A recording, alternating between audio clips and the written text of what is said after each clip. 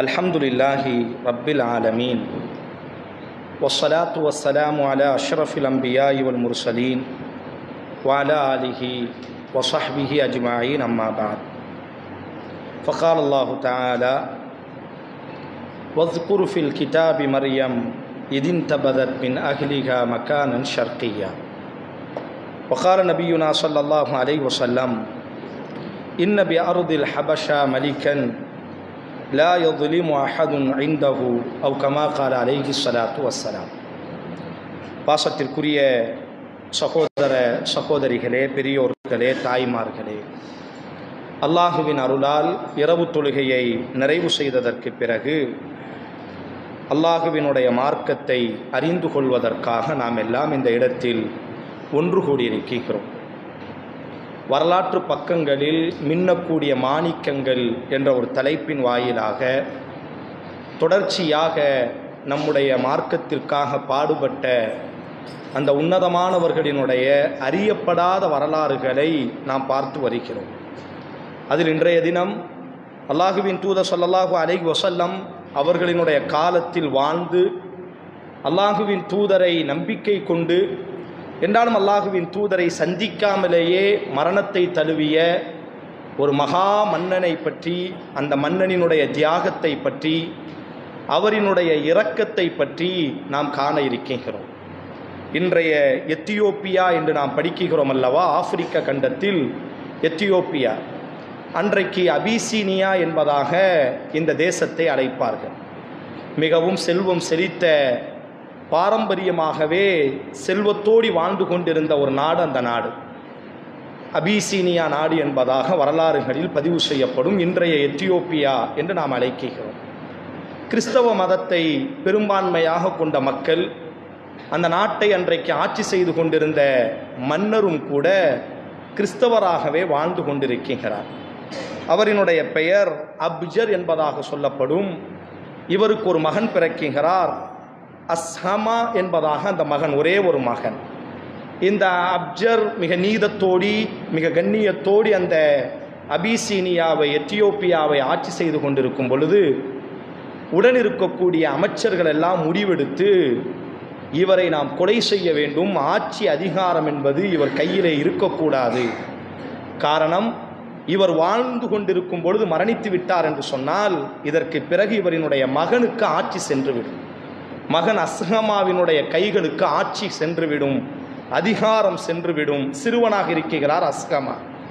ஆதலால் தந்தையை கொலை செய்து விட்டோம் என்று சொன்னால் அவரோடு பிறந்தவர்கள் என்ன செய்வார்களே ஆனால் ஆட்சி கட்டிலுக்கு வந்து விடுவார்கள் என்பதாக திட்டம் தீட்டி இந்த அஸ்ஹமாவினுடைய தந்தை அபுஜரை அமைச்சர்கள் எல்லாம் ஒன்று சேர்ந்து இரவோடு இரவாக சூழ்ச்சி செய்து கொலை செய்து விடுகிறார்கள்.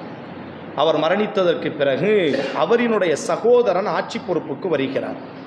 அவர் ஆட்சி பொறுப்புக்கு வந்ததற்கு பிறகு இந்த அஸ்ஹமா ஒரு அனாதை சிறுவர், தன்னுடைய தகப்பனை இழந்திருக்கிறார். ஆதலால் இவர் மீது அளவுக்கு அதிகமான பாசம், எப்பொழுதும் தன்னோடையே அமர வைத்துக் கொள்கிறார், ராஜாவாகவே வளர்த்து வருகிறார்.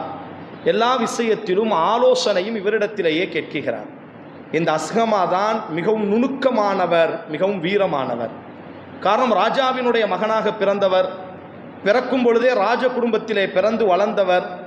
அந்த நேரத்தில் மிகவும் நுணுக்கத்தோடி பயணப்படக்கூடிய மனிதராக இவர் இருக்கிறார். இப்போ எல்லா அமைச்சர்களும் இவர் கையிலே ஆட்சி சென்று விடக்கூடாது என்பதற்காகத்தான் இவர் தகப்பனையே கொலை செய்தார்கள்.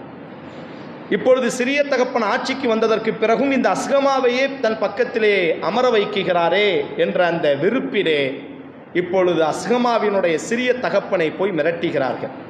2 தேர்வை நாங்கள் தருகிறோம், உங்கள் சகோதரனை கொன்றதை போன்று உங்களை நாங்கள் கொலை செய்வோம். இந்த அஸ்ஹமாவை நீங்கள் உங்கள் பக்கத்தில் வைத்தால் உங்களை நாங்கள் கொலை செய்து விடுவோம். ஆதலால் இந்த அஸ்ஹமாவை கண் காணாத இடத்திற்கு நீங்கள் கொண்டு போய் விட்டுவிட வேண்டும் என்பதாக மிரட்டுகிறார்கள். ஆரம்பத்தில் மறுக்கிறார். அவர்கள் சொல்கிறார்கள், அமைச்சர்கள் எல்லாம் ஒன்று சேர்ந்து, நீங்கள் விடாவிட்டால் நாங்கள் விட்டுக்கொள்வோம், பொறுப்பு எங்களிடத்தை சார்ந்தது, அல்லது உங்களையும் கொலை செய்வோம், அஸ்ஹமாவையும் நாங்கள் கொலை செய்து விடுவோம் என்று மிரட்டும் பொழுது அதிகாரத்தை தக்க வைப்பதற்காக, ஆட்சியை தக்க வைப்பதற்காக வேற வழி இல்லாமல் இந்த அஸ்ஹமா கண்காணாத இடத்திற்கு நாடு கடத்தப்படுகிறார். காலம் உருண்டோடுகிறது. மன்னர் மரணத்தை தழுவுகிறார். மன்னர் மரணித்ததற்கு பிறகு ஆட்சி அதிகாரம் என்பது அங்கே சிதறுண்டு விட்டது. அபிசீனியாவிலே, எத்தியோப்பியாவிலே யாருமே சரியான ஆட்சியாளர்கள் அமையவில்லை. ஆட்சியாளர்கள் இல்லாததினால் விளைவு என்ன? திருட்டுகள் பெருக ஆரம்பிக்கும், கலவரங்கள் பெருக ஆரம்பிக்கும், கோஷ்டிகள், ரவுடி கூட்டங்கள் பெருக ஆரம்பித்து விடுகிறது. கடைசியாக அந்த அமைச்சர்கள் எல்லாம் ஒரு முடிவுக்கு வருகிறார்கள். நம் தேசத்தை நாம் காக்க வேண்டுமையானால் நாம் செய்த தவறுக்கு நாமே மருந்திட வேண்டும். இந்த தேசத்தை, நம்முடைய எத்தியோப்பியாவை காப்பதற்கு ஒரே ஒருவனால் மட்டும்தான் முடியும். நாம் யாரை நாடு கடத்தினோமோ அந்த அஸ்கமா என்ற வாலிபனை நாம் அழைத்து வர வேண்டும்.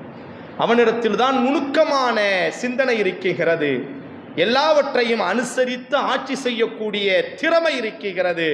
ஆதலால் எங்கே கொண்டு போய் விட்டார்களோ அங்கேயே எல்லா அமைச்சர்களும் பயணப்பட்டு ராஜ மரியாதையோடு அஸ்கமாவை அபிசீனியாவிற்கு அழைத்து வந்து ராஜ கிரீடத்தை தலையிலே மாட்டி, நீங்கள் தான் எங்களினுடைய ஆட்சியாளர் என்பதாக முடிவெடுக்கிறார்கள். அன்றைய தினத்திலிருந்து இந்த அஸ்கமா சிறந்த ஆட்சியை அந்த தேசத்திலே நிறுவிக் கொண்டிருக்கிறார். கிறிஸ்தவர், ஆனால் நீதத்தோடு பயணிக்கக்கூடிய ஒரு ஆட்சியாளர்.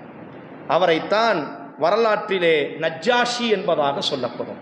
நஜ்ஜாஷி என்பது ஒரு மனிதரினுடைய பெயர் அல்ல, அந்த எத்தியோப்பியாவை ஆட்சி செய்யக்கூடிய ஆட்சியாளர்களுக்கு சொல்லக்கூடிய பெயர் நஜ்ஜாஷி என்பதாக. அந்த நஜ்ஜாஷியினுடைய பெயர்தான் அஸ்கமா என்பதாக சொல்லப்படுகிறது. இது ஒரு புறம். அவர் எத்தியோப்பியாவை, அபிசீனியாவை மிக நீதத்தோடு ஆட்சி செய்து கொண்டிருக்கும் பொழுதுதான் அல்லாஹுவின் தூதர் ஸல்லல்லாஹு அலைஹி வஸல்லம் மக்காவிலே தன்னுடைய ஏகத்துவ பிரச்சாரத்தை மும்புறமாக பரப்பி கொண்டிருக்கிறார்கள். மக்கள் எல்லாம் கூட்டம் கூட்டமாக அல்லாஹுவின் தூதரினுடைய சன்மார்க்கத்தை தழுவும் பொழுது பல்வேறு கொடுமைகள் அந்த நிலத்திலே இழைக்கப்படுகிறது முஸ்லிம்களுக்கு. அல்லாஹுவின் தூதரு கண்களுக்கு முன்பாய் சுமையா கொலை செய்யப்படுகிறார். அல்லாஹுவின் தூதரினுடைய கண்களுக்கு முன்பாக யாசிர் சிதைக்கப்படுகிறார். அல்லாஹுவின் தூதரால் என்ன செய்ய முடியும்? அல்லாஹுவின் தூதர் பலகீனத்தோடு நிற்கிறார்கள்.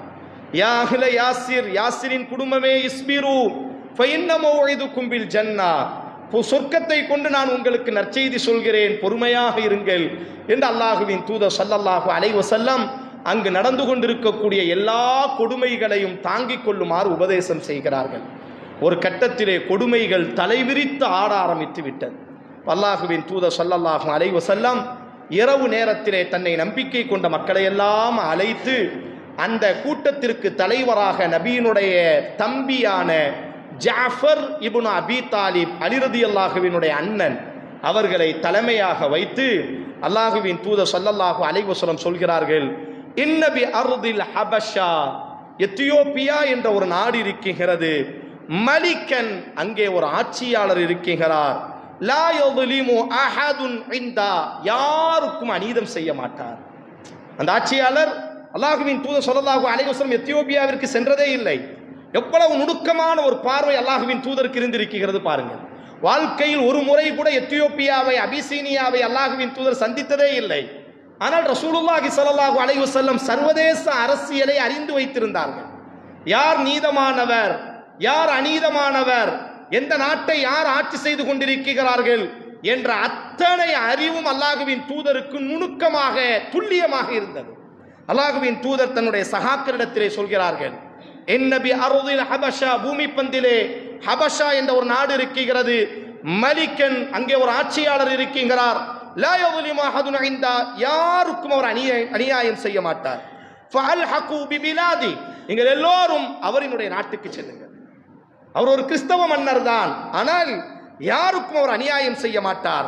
ஹத்தா யுஜஅல் அல்லாஹு லக்கும் ஃபரஜா வ மஹ்ரஜா, விரைவிலே உங்களினுடைய கஷ்டங்கள் தீரும், அப்பொழுது நீங்கள் என்னை வந்து சந்தியுங்கள் என்பதாக ஒரு பெரும் கப்பலிலே 80 நபர்கள், ஆண்கள் பெண்களாக, ஜாஃபர் இப்னு அபி தாலிப் ரலியல்லாஹு அன்ஹு அவர்களினுடைய தலைமையில் அல்லாஹுவின் தூதர் ஸல்லல்லாஹு அலைஹி வஸல்லம் ரகசியமாக முதல் ஹிஜ்ரத்தினுடைய பயணத்தை இந்த ஹபஷாவிற்கு அனுப்பி வைக்கிறார்கள்.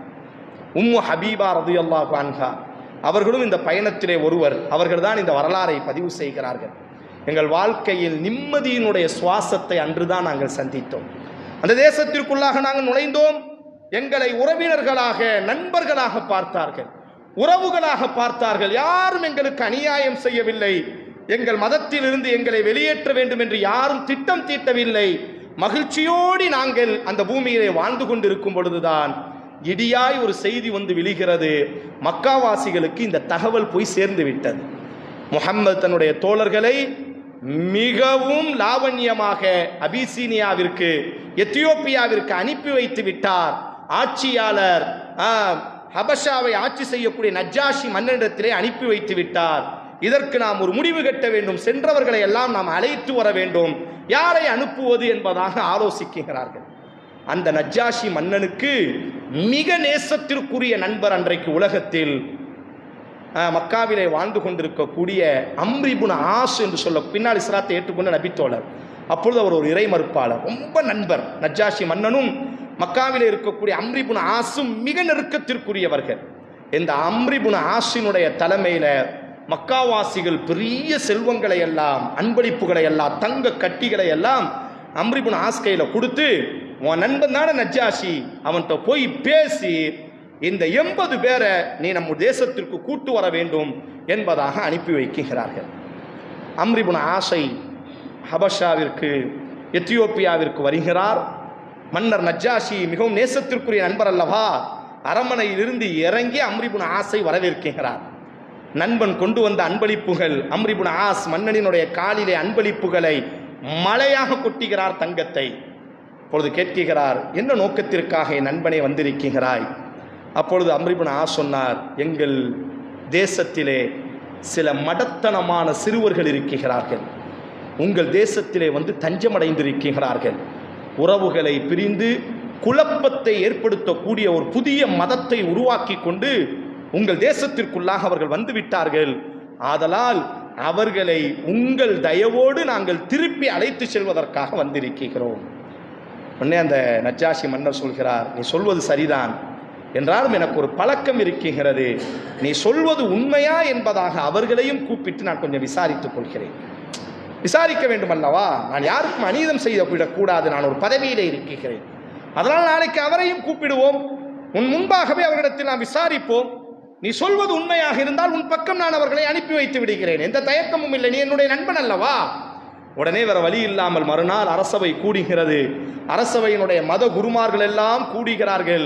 அம்ர் இப்னு ஆஸ் வந்துவிட்டார் என்று ஜாஃபர் இப்னு அபி தாலிப் முஸ்லிம்களுக்கும் தெரிந்துவிட்டது.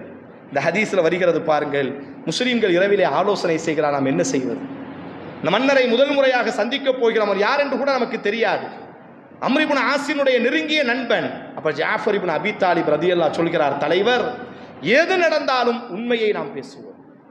அல்லாஹ்வின் தூதர் எதை நமக்கு உபதேசித்தார்களோ அதையே நாம் பேச வேண்டும்.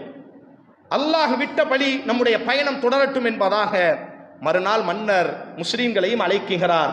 அம்ர் இப்னு ஆஸ் மன்னனுக்கு அருகாமையிலே அரண்மனையிலே சிம்மாசனத்திற்கு பக்கத்திலே அமர்ந்திருக்கிறார். முஸ்லிம்கள் கடைசியாக அமருகிறார்கள். மன்னர் வரும் பொழுது அன்றைய வழக்கப்படி எல்லோரும் சுஜூது செய்ய வேண்டும். ஆனால் இந்த 80 முஸ்லிம்கள் மட்டும் நிற்கிறார்கள். உடனே அம்ர் இப்னு ஆஸ் சொல்கிறார், பார்த்தீர்களா குழப்பவாதிகளை, ஆரம்பித்து விட்டார்களே, மன்னனுக்கு சாஷ்டாங்கம் செய்வதல்லவா நம்முடைய வழக்கம் பழக்கம், பாருங்கள் இவர்கள் தான் அந்த குழப்பவாதிகள். உடனே ஜாஃபர் ரலியல்லாஹு அன்ஹு சொன்னார்கள், நஸ்ஜுது இல்லா லில்லாஹ், அல்லாஹுவை தவிர நாங்கள் யாருக்கும் பணிய மாட்டோம், அல்லாஹுவை தவிர யாருக்கும் நாங்கள் சாஷ்டாங்கம் செய்ய மாட்டோம், மாறாக உங்களை மதிக்கிறோம், உங்களுக்கு கண்ணியம் கொடுக்கிறோம். உடனே நஜ்ஜாஷி சொல்கிறார், விடு, இது ஒரு பெரிய பிரச்சனை அல்ல, நம்முடைய நோக்கத்தை வந்ததற்கான காரணத்தை நாம் தெளிவுபடுத்தலாம். உடனே அந்த நஜ்ஜாஷி கேட்கிறார், மா ஹாதா தீனுல் லதி ஃபாரக்தும் ஃபீஹி கௌமக்கும், ஏதோ உங்கள் சமூகத்தை எல்லாம் துண்டித்து விட்டு ஒரு புதிய மதத்தை நீங்கள் உருவாக்கி விட்டீர்களாமே. வலம் ததுகுலு ஃபீ தீனி வலா ஃபீ தீனி அஹது மின் ஹாதிஹில் உமம், உலகத்தில் யாரும் சொல்லாத புதிய கொள்கைகளை நீங்கள் சொல்லிக் கொண்டிருக்கிறீர்களாமே என்பதாக அந்த நஜ்ஜாஷி மன்னர் முஸ்லிம்களை பார்த்து கேட்கும் பொழுது, உடனே ஜாஃபர் இப்னு அபி தாலிப் அந்த கூட்டத்தினுடைய தலைவர் நபித்தோழர் கேட்கிறார் நஜ்ஜாஷியை பார்த்து, நீங்கள் பேசிவிட்டீர்கள், எங்கள் தரப்பை பேசுவதற்கு கொஞ்சம் அனுமதி தரலாமா என்று கேட்கிறார். உடனே மன்னர் நஜ்ஜாஷி சொல்கிறார், அதற்குத்தானே உங்களை நாங்கள் அழைத்திருக்கிறோம், பேசுங்கள், உங்களினுடைய நோக்கம் என்ன, நீங்கள் யார் என்பதை எங்களுக்கு தெளிவுபடுத்துங்கள். ஜாஃபர் இப்னு அபி தாலிப் ரலியல்லாஹு அன்ஹு, ஐயுகல் மலிக், பாசத்திற்குரிய அரசரே, குன்னா கௌமன் அஹ்லல் ஜாஹிலியா, நாங்கள் ஒரு மடத்தனமான சமூகமாக வாழ்ந்து கொண்டிருந்தோம். நஅபுதுல் அஸ்னாம், கண்டதையும் வணங்கிக் கொண்டிருந்தோம். வனகுலுல் மைத, செத்ததை சாப்பிட்டுக் கொண்டிருந்தோம். வனஅத்தில் ஃபவாஹிஷ், அசிங்கத்தோடி ஆபாசத்தோடி நாங்கள் வாழ்க்கை நடத்தி கொண்டிருந்தோம். வனக்தஉல் அர்ஹாம், இரத்த பந்தத்தை எல்லாம் துண்டித்தோம். வனுஸீஉல் ஜார், அயல்வாசிகளை மறந்துவிட்டோம். வயகுலுல் கவிய்யு மின்னல் ضعீஃப், பலகீனமானவனை அடித்து பலமுள்ளவன் பெருத்துக் கொண்டிருந்தோம். ஃபகுன்னா அலா தாலிக, இப்படி அநீதத்தையும் அக்கிரமத்தையும் செய்து கொண்டிருக்கக்கூடிய நேரத்தில் தான் ஹத்தா பஅஸஹுல்லாஹு இலைனா ரசூலம் மின்னா, எங்கள் இடத்திலிருந்து ஒரு தூதுவரை அல்லாஹ் அனுப்பினான். நஅரிஃபு நஸபஹு வ சித்கா, அவரினுடைய பாரம்பரியமும் எங்களுக்கு தெரியும், அவரினுடைய உண்மையும் எங்களுக்கு தெரியும். வ அமானதஹு வ அஃபா, அவரினுடைய பத்தினித்தனமும் எங்களுக்கு தெரியும், அவரினுடைய கண்ணியமும் எங்களுக்கு தெரியும்.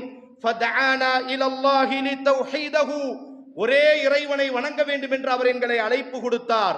வனஅபுதஹு, அவனை மட்டுமே வணங்க வேண்டும் என்று எங்களுக்கு கட்டளையிட்டார்.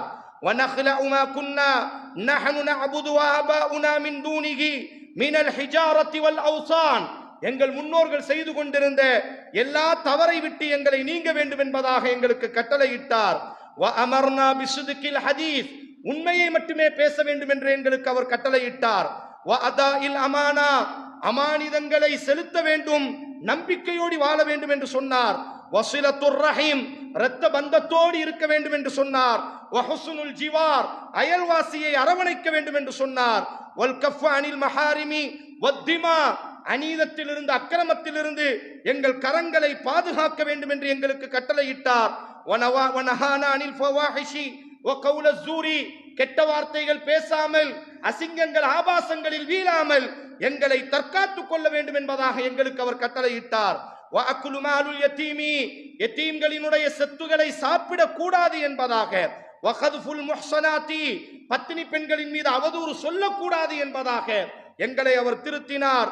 வ அமர்னா, அவர் எங்களை ஏவினார், நாங்கள் அவருக்கு கட்டுப்பட்டோம். அந்த சத்தியத்தை ஏற்றுக்கொண்டதற்காக இதோ வந்திருக்கிறாரே உன்னுடைய நண்பன் அம்ர் இப்னு ஆஸ், இவரை சார்ந்தவர்கள் எல்லாம் கண்ணால் வர்ணிக்க முடியாத, நாவால் சொல்ல முடியாத கொடூரங்களை எங்கள் மீது கட்டவிழ்த்து விட்டார்கள். கொடுமைகள் தாங்க முடியாமல் ஆங்காங்கே தத்தளித்த பொழுது எங்கள் தூதர் சொன்னார், ஹபஷா என்ற நாட்டிலே நஜ்ஜாஷி என்ற மன்னன் இருக்கிறான், அவர் நீதமானவர் என்பதாக எங்கள் தூதர் சொல்லி இருக்கிறார். ஆதலால் உயிரை பாதுகாத்துக் கொள்வதற்காக, உண்மையை பாதுகாத்துக் கொள்வதற்காக உன் தேசத்திலே நாங்கள் ஆடன் சரணடைந்திருக்கிறோம், அகதியாக வந்து நிற்கிறோம், எங்களை நீ பாதுகாப்பாயாக என்று சுருக்கமாக சொல்லி முடித்து விட்டார். சொன்னதுதான் தாமதம். நஜ்ஜாஷியினுடைய எவ்வளவு நேர்த்தியான ஒரு அழைப்பு பணி. உடனே நஜ்ஜாஷி மன்னர் கேட்கிறார், ஹல் மஅக மிம்மா ஜாஅ பிஹி அனில்லாஹி மின் ஷையின், அந்த இறை தூதர் என்று சொன்னீர்களே, அவரினுடைய வேதம் ஏதாவது உங்களுக்கு தெரியுமா? உடனே ஃபகால லஹு ஜஅஃபர், ஜஅஃபர் இப்னு அபீ தாலிப் ரலியல்லாஹு அன்ஹு, வஹியை உள்வாங்கி அந்த உள்ளம் அல்லாஹ்வின் தூதரை போன்றே இருப்பார். ஜஅஃபர் ரலியல்லாஹு அன்ஹு நடந்தால் ரசூலை போன்றே நடப்பார். ரசூலினுடைய வீட்டிலே வளர்ந்தவர், நபியினுடைய தம்பி அல்லவா ஜஅஃபர் இப்னு அபீ தாலிப் ரலியல்லாஹு, பேசினால் ரசூலை போன்றே பேசுவார்கள். உடனே அல்லாஹ்வின் தூதரினுடைய தோழர் ஜஅஃபர் ரலியல்லாஹு அந்த அழகான சுருதி மாறாத அந்த குரலிலே சூரத்துல் மரியம் என்று சொல்லக்கூடிய காஃப் ஹா யா ஐன் ஸாத் என்று வரக்கூடிய அந்த அத்தியாயம், மரியம் அலைஹிஸ்ஸலாத்தினுடைய அற்புதம், ஈசா அலைஹிஸ்ஸலாத்தினுடைய அற்புதம் சுமந்த அந்த அத்தியாயம். அந்த அத்தியாயத்தை ஓத ஆரம்பிக்கிறார். ஃபக்ரஉ அலைய ஃபக்ரஅ அலைஹி ஸத்ரன் மின் மரியம், மரியமினுடைய அத்தியாயத்தை ஓதியதுதான் தாமதம். ஃபபகா வல்லாஹி நஜ்ஜாஷி ஹத்தா அஹ்தஅ ஐ லிஹ்யதி, அவரினுடைய தாடி நலகக்கூடிய அளவிற்கு தேம்பி அழ ஆரம்பிக்கிறார். வபக்கத், அந்த சபையிலே இருந்த அத்தனை நபர்களும் அமைச்சர்கள் எல்லோரும் தேம்பி அழ ஆரம்பிக்கிறார்கள். அப்படி தன்னுடைய சிம்மாசனத்திலிருந்து கீழே விழுகிறார். பூமியை தட்டி சொன்னார், நீங்கள் எங்கள் தேசத்திற்கு சொந்தக்காரர்கள், உங்களை பாதுகாப்பது என் மீது கடமை, ஆதலால் நீங்கள் எங்கும் இருக்கலாம் என்பதாக ஜாஃபர் ரலியல்லாஹு அன்ஹு அவர்களினுடைய கூட்டத்திற்கு அந்த மன்னர் அனுமதி வழங்கிவிட்டார். அப்துல்லா இப்னு அம்ர் இப்னு ஆஸால் தாங்க முடியவில்லை. நம் நண்பன் தங்க கட்டிகளை எல்லாம் காலிலே கொட்டியதற்கு பிறகும் கூட மயங்காமல் யாரை எதிர்த்து வந்தோமோ அவருக்கு சாதகமாக வந்து விட்டானே என்பதாக முஸ்லீம்கள் சந்தோஷமா வெளியே வரும் பொழுது முஸ்லீம்களை பார்த்து அம்ர் இப்னு ஆஸ் சொல்கிற ஒரு வார்த்தை, வல்லாஹி, அல்லாஹ் மீது சத்தியமாக, நீங்க இன்னும் உங்க பிரச்சனை முடியல, நாளைக்கு நான் அவையை கூட்டுவேன், நாளைக்கு உங்களினுடைய ஒரு முக்கியமான விஷயத்தை நான் மன்னன்ட்ட போட்டு கொடுக்கிறேன், நாளைக்கு எப்படி தப்பிக்கிறீங்கன்னு பார்க்கலாம் அப்படின்ன உடனே முஸ்லீம்களுக்கு ஒரு பெரிய கவலை. மறுநாள் அரசவை கூடுகிறது. அதே அம்ர் இப்னு ஆஸ் வருகிறார். மன்னா, ஏதோ ஓதினார்கள், நீ மயங்கினாயே, நீ நேசிக்கக்கூடிய, நீ வணங்கக்கூடிய ஈசாவை அவர்கள் என்ன சொல்கிறார்கள் தெரியுமா? அபுதுன், அடிமை என்று சொல்கிறார்கள். கேள் அவர்களிடத்திலே, நீ வணங்கக்கூடிய உன்னுடைய கடவுளை அடிமை என்பதாக பேசுகிறார்கள். சலசலப்பு ஏற்படுகிறது அமைச்சரவையில். முழு ராஜாங்கமும் ஒரு சலசலப்பு. எல்லோரும் கூக்குரல் இடுகிறார்கள். உடனடியாக அவர்களை கூப்பிட்டு விசாரிக்க வேண்டும். உடனடியாக மீண்டும் ஜாஃபர் இப்னு அபீ தாலிபினுடைய கூட்டத்தாரை, முஸ்லிம்களை அழைக்கிறார் மன்னர். இப்பொழுது கேட்கிறார், நீங்கள் ஈசாவை பற்றி என்ன சொல்கிறீர்கள்? நீங்கள் இயேசு பிரானை பற்றி, மா தகூலூன ஃபீ ஈஸா இப்னு மரியம், மரியம் பெற்றெடுத்த மகனை பற்றி உங்கள் நம்பிக்கை என்ன? வகால லஹு ஜாஃபர் இப்னு அபீ தாலிப். எவ்வளவு உறுதி பாருங்கள். ஜாஃபர் ரலியல்லாஹு சொல்கிறார்கள், நகூலு ஃபீஹி அல்லதி ஜாஅ பிஹி நபியுனா, எங்க இறை தூதர் என்ன சொன்னார்களோ அதைத்தான் நாங்கள் சொல்வோம். ஹுவ அப்துல்லாஹ், அவர் அல்லாஹ்வின் அடிமை, வ ரசூலிஹி, அவர் அல்லாஹ்வின் தூதர், வ ரூஹுஹு, அவர் பரிசுத்தமான ஆன்மா, வ கலிமத்துஹு, அவர் அல்லாஹ்வின் வார்த்தையின் ஊடாக படைக்கப்பட்டவர் என்று ஜாஃபர் ரலியல்லாஹு அன்ஹு, அவர் அல்லாஹ்வின் அடிமை, அல்லாஹ்வின் தூதர், அல்லாஹ்வினுடைய அற்புதமான படைப்பு, பரிசுத்தமான ஆன்மா என்று சொன்னதுதான் தாமதம். உடனடியாக ஃபதரபன் நஜ்ஜாஷியு யதஹு இலல் அர்த், பூமியை தட்டிக்கொண்டு நஜ்ஜாசி என்ன சொன்னார் என்று சொன்னால், நீங்கள் சொல்வதும் இன்ஜீல் என்ற என்னுடைய மூல வேதத்திலே இருப்பதும் சரியாகவே இருக்கிறது, அதனால் எந்த பிரச்சனையும் இல்லை. இப்ப அந்த தன்னுடைய நண்பர் அம்ர் இப்னு ஆஸை பார்த்து சொல்கிறார், அம்ரே, நீ மலை அளவிற்கு தங்கத்தை எனக்கு கொண்டு வந்தாலும், ரொம்ப முக்கியம், சொன்ன ஒரு வார்த்தை, இதுஹபு ஃபஅன்துமுல் ஆமினூன், நீங்கள் அனைவரும் எங்கள் தேசத்திலே நிம்மதியோடு இருங்கள். மன் சப்பக்கும் அரிம சும்ம மன் சப்பக்கும் அரிம, உங்களை பகைப்பவர்கள் என்னை பகைப்பவர்கள், நீங்கள் இந்த தேசத்திலே நிம்மதியாக இருக்கலாம், உங்களை என் உயிரை கொடுத்து நான் பாதுகாப்பேன். தன்னுடைய நண்பன் அம்ரை தொடையில் தட்டி சொன்னார், நீ மலை அளவிற்கு தங்கத்தை கொண்டு வந்தாலும் நான் இவர்களுக்கு அநீதம் செய்ய மாட்டேன். தன்னுடைய வாயில் காப்பவர்களை கூப்பிட்டார். இவன் கொண்டு வந்த அத்தனை அன்பளிப்பையும் அவன் கையிலே கொடுங்கள், அவனை அவன் தேசத்திற்கு அனுப்பி வையுங்கள் என்பதாக அம்ர் இப்னு ஆஸ் ரலியல்லாஹு அன்ஹு, பின்னால் அவர் இறை நபித்தோழராக மாறிவிட்டார், முகம் கருத்தவராக, அவமானப்பட்டவராக, கொடுத்த அன்பளிப்பையும் மன்னர் அவர் முகத்திலேயே தூக்கி எறிந்து அந்த அம்ர் இப்னு ஆஸை அனுப்பி வைத்து விட்டார். முஸ்லிம்கள் நிம்மதியோடு சந்தோஷத்தோடு அந்த தேசத்திலே வாழுகிறார்கள். இப்ப இந்த மன்னனுக்கு ஒரு பெரிய பிரச்சனை வந்து விட்டது. ஏன்னா அந்த மன்னரினுடைய நம்பிக்கை ஈசா அலைஹிஸ்ஸலாம் கடவுள் என்பதாக அந்த தேசம் நம்பி இருக்கிறது. ஆனால் முஸ்லிம்கள் இப்படி சொன்னவுடன் மன்னர் ஒரு வார்த்தை சொன்னார், இன்ஜீலிலே இப்படித்தான் இருக்கிறது, நானும் இப்படித்தான் நம்புகிறேன் என்று சொன்னார் அல்லவா.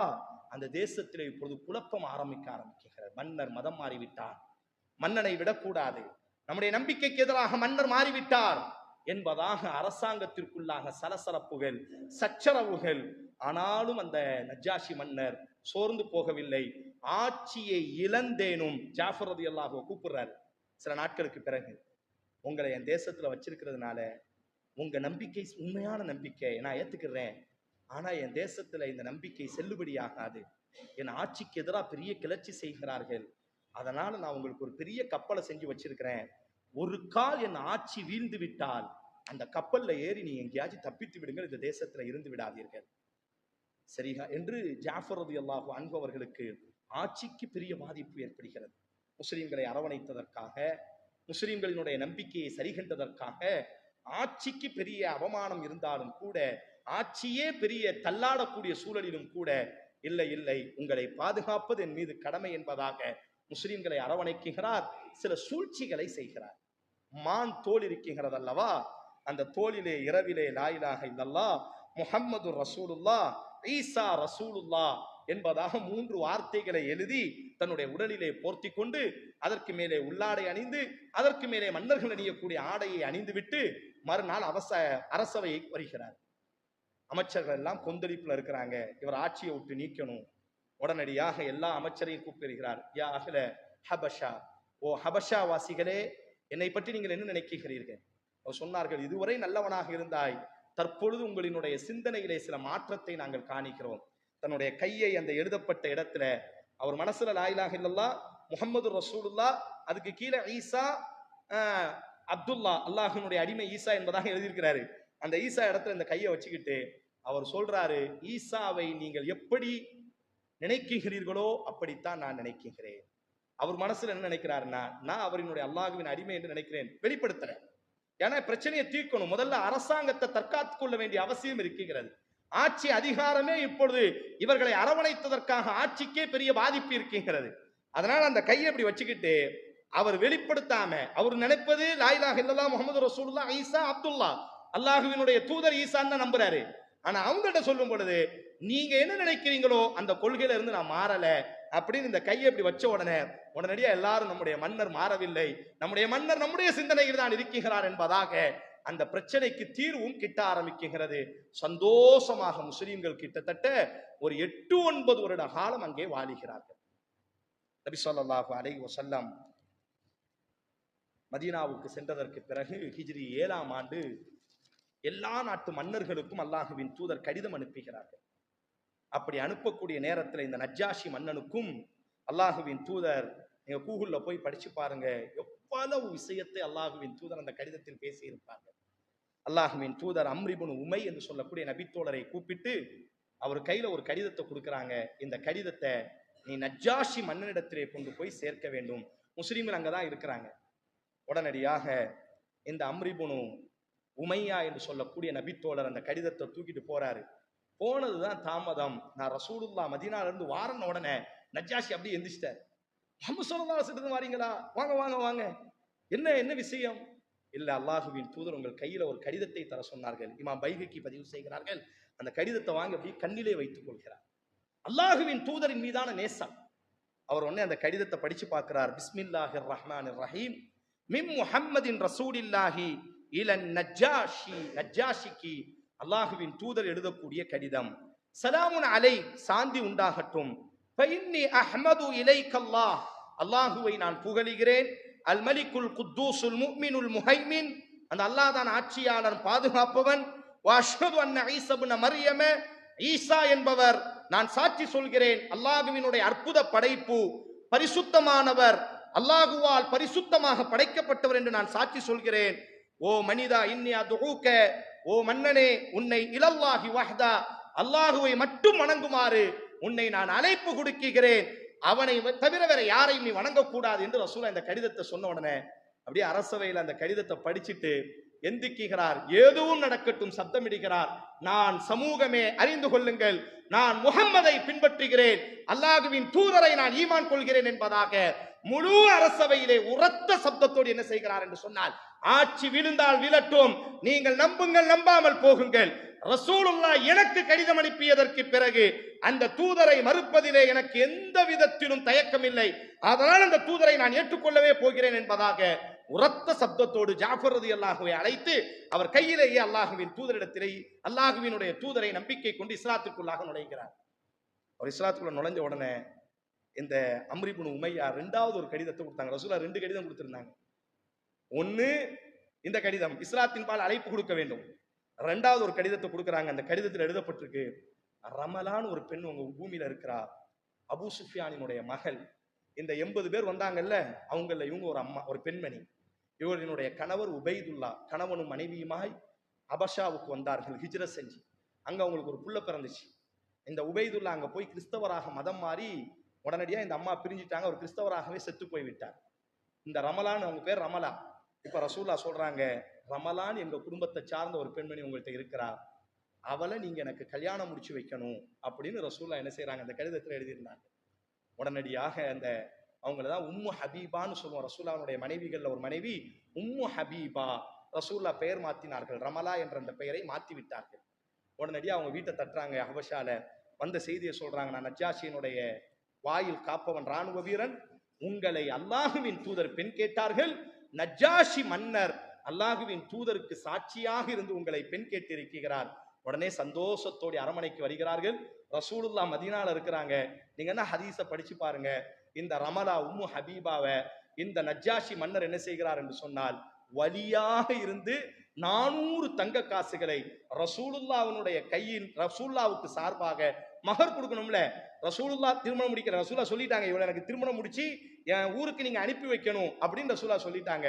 400 தங்க காசுகளை ரசூல் சார்பாக இந்த ரமலாவுக்கு மகராக கொடுத்து நஜ்ஜாஷி மன்னர் என்ன செய்வார் என்று சொன்னால், அல்லாஹுவின் தூதருக்கு அந்த தேசத்தில் வைத்தே திருமணம் முடித்து ரசூல் சார்பாக அங்கேயே பெரிய வலிமாவையும் கொடுத்து ஜாஃபர் ரலியல்லாஹு அன்ஹு அவர்களுக்கு அன்பளிப்பை கொடுத்து ரமலாவுக்கு அன்பளிப்பை கொடுத்து ரசூலுல்லாவுக்கு பிரத்யோகமாக இந்த எத்தியோப்பியால மர வேலைப்பாடுகள் நல்லா இருக்கும், மரத்தால் செய்யப்பட்ட 3 அசாவை ரசூலுல்லாவுக்கு 3 குச்சியை என்ன செய்கிறார் என்று சொன்னால் அன்பளிப்பாக கொடுத்து பெரிய கப்பலிலே என்ன செய்கிறார், பாதுகாப்போடு மதீனாவுக்கு ஹிஜ்ரி 7ஆம் ஆண்டு அனுப்பி வைத்தார்.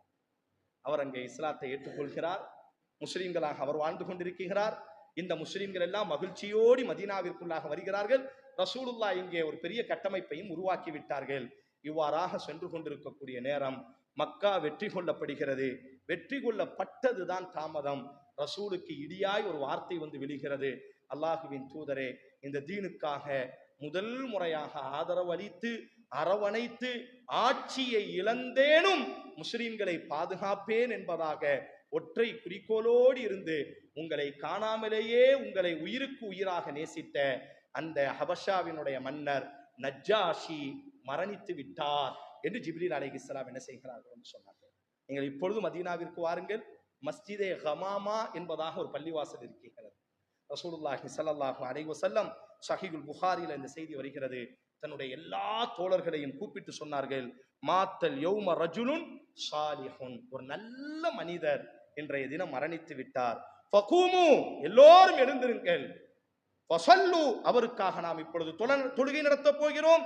அலா அஹீக்கும், உங்களினுடைய சகோதரன் நஜ்ஜாஷிக்காக இந்த மைதானத்திலே இப்பொழுது நாம் தொழுகை நடத்த வேண்டும். இஸ்லாமிய வரலாற்றிலேயே ரசூல்லா இதற்கு முன்பும் சரி இதற்கு பின்பும் சரி ஜனாசா இல்லாம தொழுகை நடத்துறதே கிடையாது. காயிப் ஜனாசான்னு சொல்லுவாங்க. இந்த மன்னர் தான் முதல் முறையாக மஸ்ஜிதே ஹமாமா பெருநாள் திடல்ல வச்சு ரசூல்லா எப்பொழுதுமே அங்க பெருநாளை மட்டும் தான் தொழுவார்கள். மலை தொழுகைக்கு மட்டும் ஒதுக்கி இருந்த அந்த திடல்ல எல்லா தோழர்களையும் முழு மதீனாவும் திரண்டு வர வேண்டும். அவருக்காக ஆணும் பெண்களும் குழந்தைகளும் திரண்டு வருகிறார்கள்.